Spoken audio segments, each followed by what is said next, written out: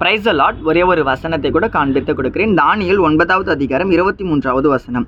நீ மிகவும் பிரியமானவன், ஆதலால் நீ வேண்டிக் கொள்ள தொடங்கின போதே கட்டளை வெளிப்பட்டது. இன்னைக்கு ஆண்டவர் நம்மளை பார்த்து சொல்றாரு, மகனே மகளே, நீங்களாம் எனக்கு ரொம்ப பிரியமான பிள்ளைகள்ப்பா. நீங்க ஜெபம் பண்ண ஆரம்பிச்ச அந்த செகண்டே உங்க காரியங்களை உங்களுக்காக நான் தந்துட்டேன்ப்பா, நீங்க கவலைப்படாதீங்கன்னு சொல்லி ஏசப்பா எனக்கு நம்மளை பார்த்தாங்க சொல்றாரு. ஏசப்பாக்கு நம்ம பிரியமான ஒரு பிள்ளைகளா?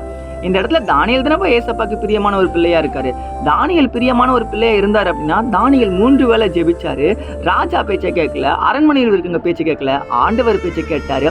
தானியேல் பார்த்தீங்கன்னா, ராஜா சாப்பிட்ட அந்த உணவு கூட சாப்பிட மாட்டேன், நான் ஆண்டவருக்கு கீழ்ப்படிந்து வாழ்வேன், எனக்கு இதெல்லாம் தீட்டுங்க, அது வேண்டான்னு சொல்லிட்டு தானியேல் ஒழுக்கத்தில் கரெக்டாக இருந்தார். நம்ம ஒழுக்கத்தில் கரெக்டாக இருக்குமா?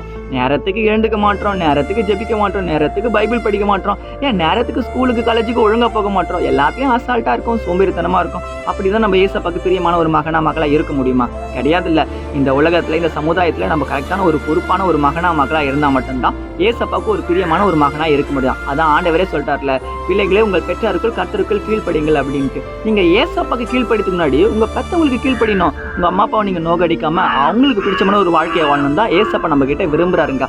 அப்படிப்பட்ட ஒரு பிள்ளையா நம்ம வாழும்போது நம்ம ஜெபிக்கிற காரியங்களை ஆண்டவர் நிச்சயமாக செய்வாருங்க. விசுவாசிக்கிறீங்கன்னா ஆமேன் போட்டுக்கோங்க. வசனங்களுக்கு ஃபாலோ பண்ணிக்கோங்க. God bless you. ஆமேன்.